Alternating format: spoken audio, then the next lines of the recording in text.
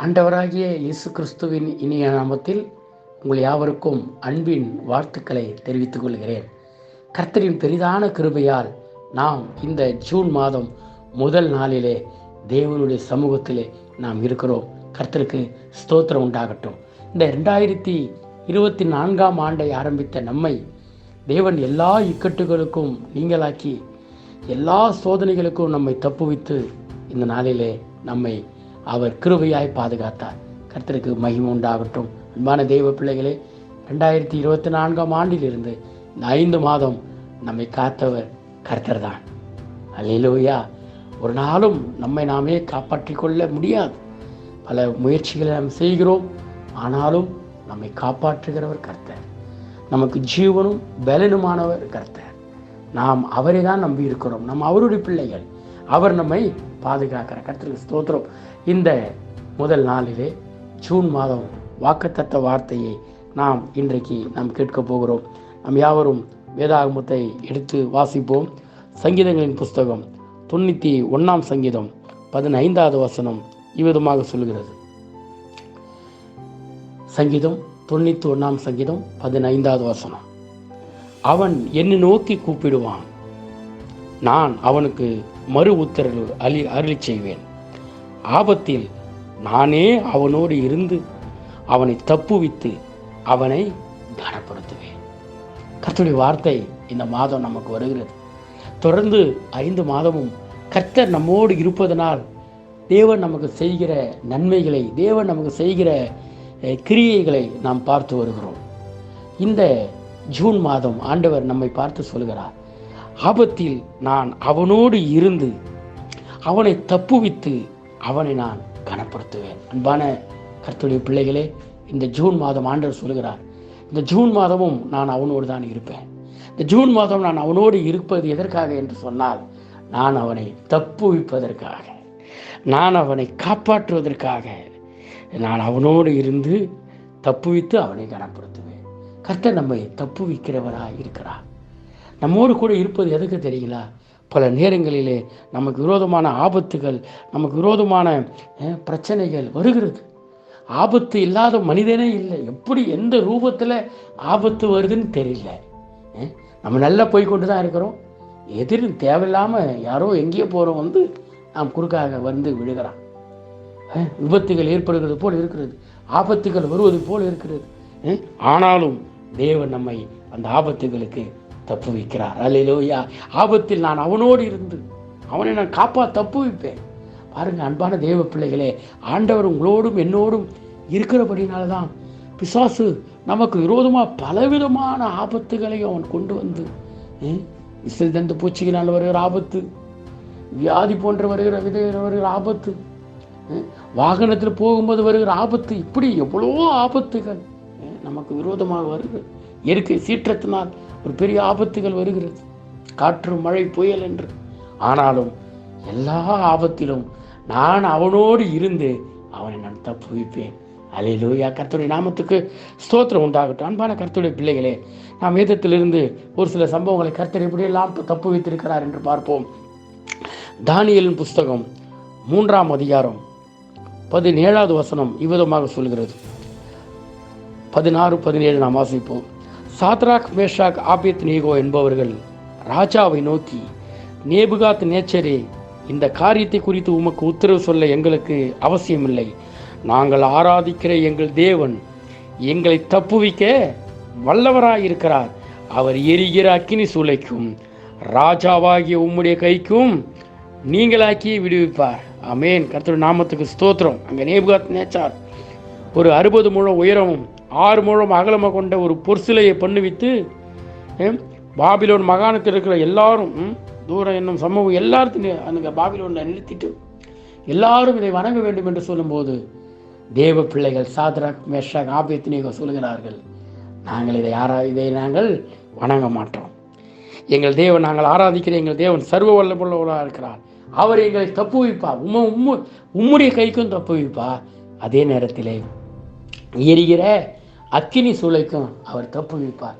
என்ன ஒரு சேலஞ்சான, என்ன ஒரு நம்பிக்கை பாருங்க. அவர்களுக்கு ஆபத்து ராஜாவினாலே, அந்த தேசத்தின் ராஜாவினாலே ஆபத்து வருகிறது. வேற யார் இடத்துலேருந்து வந்தாலும் தப்பித்து கொள்ளலாம் இல்லையா?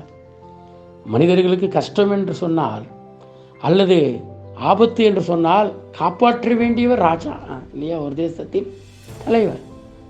அந்த தலைவரே இவர்களுக்கு விரோதமாக இப்பொழுது அக்கினி சூளையிலே போடுகிற சூழல் வரும் பொழுது அவர்கள் சொல்லுகிறார்கள், எங்கள் தேவன் எங்களை தப்புவிக்க வல்லவராக இருக்கிறார். அல்லேலூயா. அன்பான கர்த்தருடைய பிள்ளைகளே, உங்களுக்கு விரோதமாக அநேக துன்மார்க்கர் எழும்பலாம், அநேக விரோதிகள் எழும்பலாம், அநேக சதி ஆலோசனைக்காரர்கள் எழும்பலாம். உங்களை அமிழ்த்து போடுவோம், உங்களை அழித்து போடுவோம் என்று நீங்கள் பயப்படாதீர்கள். ஆபத்து யார் மூலமாக வந்தாலும் தப்புவிக்க ஆண்டவர் வல்லவராக இருக்கிறார். அல்லேலூயா. அவர் நம்மளுக்காக சீக்கிரமாய் அதி சீக்கிரமாய் வந்து நம்மை காப்பாற்ற அவர் வல்லவம் உள்ளவராக இருக்கிறார். அந்த சாத்ராக் மேஷாக் ஆபேத்நேகோவை காப்பாற்றின கர்த்தர் எரிகிற அக்கினி சூளையிலே போடச் சென்றவர்கள் அந்த சூட்டினாலே மரித்து விட்டார்கள். ஆனால் அவர்கள் நடுவிலே சாத்ராக் மேஷாக் ஆபேத்நேகோவோடு கூட சேனைகளின் தேவனாகிய கர்த்தர் அவரோடு கூட உலாவினார் என்று நாம் பார்க்கிறோம் இல்லையா? அவரை தூக்கி கொண்டு போன புருஷரை கொன்று போட்டது என்று பார்க்கிறோம். ஆனாலும் கர்த்தர் அவரோடு கூட இருந்து காப்பாற்றினார். அன்பான தேவ பிள்ளைகளே, தேவன் நம்மை தப்புவிக்க அவர் வல்லமை உள்ளவராக இருக்கிறார். தாவீதை குறித்து நாம் பார்ப்போம் என்று சொன்னால் பாருங்கள், ஒரு எத்தனையோ முறை ஆண்டவர் தாவீதை தப்புவித்தார் என்று நாம் வேதத்தில் வாசிக்கிறோம். நன்றாக கவனிங்கள். வேதம் சொல்கிறது, சவுல் தாவீதை எப்படியாகிலும் கொலை செய்ய வேண்டும், அவனுக்குள் பிசாசின் ஆவி வந்து விட்டபடியா நன்மை செய்த தாவீதுக்கு விரோதமாக பல முறை முயற்சி பண்ணுறான். ஆனால் ஒரு சில இடத்துல என்ன போட்டுக்குது அப்படின்னு கேட்டிங்கன்னா, 1 சாமுவேல் 19ஆம் அதிகாரம் 10வது வசனத்தில், அப்பொழுது சவுல் தாவீதை ஈட்டினாலே சுவரோடு சேர்த்து உருவ குத்தி போட பார்த்தான். பாருங்க, சுவரோட சேர்த்து குத்தி போட பார்த்தான். ஆனாலும் இவன் சவுலுக்கு விலகினதினாலே அவன் எரிந்த ஈட்டி சுவரில் பட்டது. தாவீதோ அன்று ராத்திரி ஓடி போய் தன்னை தப்புவித்து கொண்டான் என்று எழுதப்பட்டிருக்கிறது. ஆனால் அந்த அந்த அதிகாரங்களை அல்லது தொடர்ச்சியை நீங்கள் வாசித்து பார்ப்பீர்கள் என்றால் இது ரொம்ப ஒரு முக்கியமான வசனம். 2 சாமுவேல் 12ஆம் அதிகாரம் 7வது வசனம் இவ்விதமாக எழுதப்பட்டிருக்கிறது. அப்பொழுது நாத்தான் தாவீதை நோக்கி, நீயே அந்த மனுஷன். இஸ்ரவேலின் தேவனாகிய கர்த்தர் சொல்லுகிறது என்னவென்றால், நான் உன்னை இஸ்ரவேலின் மேல் ராஜாவாக அபிஷேகம் பண்ணி உன்னை சவுலின் கைக்கு தப்புவித்து என்று எழுதப்பட்டிருக்கிறது. அங்கே நாம் வாசித்தோம், தாவீது சவுலின் கைக்கு தப்புவித்து கொண்டான் என்று. தாவீதோ அன்று இரவு ஓடி போய் தன்னை தப்புவித்து கொண்டான், அவன்தான் தன்னை தப்புவித்து கொண்டான் என்று எழுதப்பட்டிருக்கிறது. ஆனால் அவன் அல்ல, அவன் ஆராதிக்கிற, அவன் சேவிக்கிற, வானத்தையும் பூமியை உண்டாக்கின தேவனாகிய கர்த்தரே அவனை சவுலின் கைக்கு நீங்களாக்கி தப்புவித்தார்.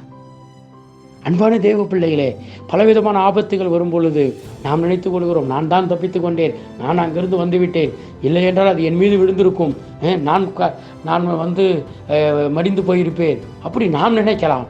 ஆனால் அந்த நேரத்திலே நம்மை தேவ தூதர்களை அனுப்பி தேவன் தம்முடைய வல்லமையினாலே அவரே நம்மை தப்புவிக்கிறார். அல்லேலூயா.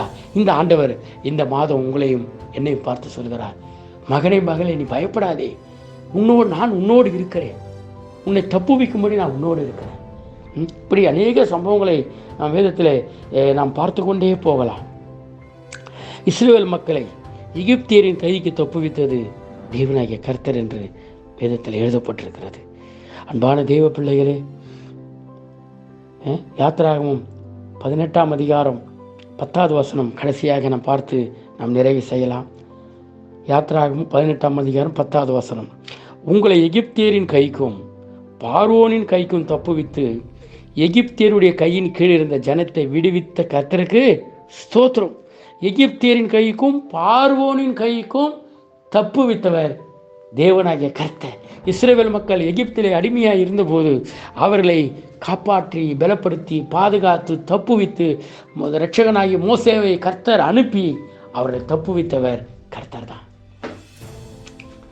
ஆண்டவர் சாத்ராக் மேஷாக் ஆபேத்நேகோவை மட்டுமல்ல, தாவீதை மட்டுமல்ல, தம்முடைய ஜனமாகிய நம்மையும் அவருடைய புதிய ஏற்பாட்டு காலத்தில் அவருடைய பிள்ளைகள், அவருடைய புத்திர சுவையார பாக்கியத்தை பெற்றவர்கள் என்று எழுதப்பட்டிருக்கிற ராஜாக்களாகவும் லேவியராகவும் ஆசாரியராகவும் தெரிந்து கொண்ட கர்த்தர் உங்களையும் என்னையும் இந்த மோசமான காலத்திலே, ஆபத்து நிறைந்த உலகத்திலே நம்மை தப்பு வைத்து நம்மளை கனப்படுத்த நம் தேவன் போதுமானவரும் வல்லவருமாயிருக்கிறார்.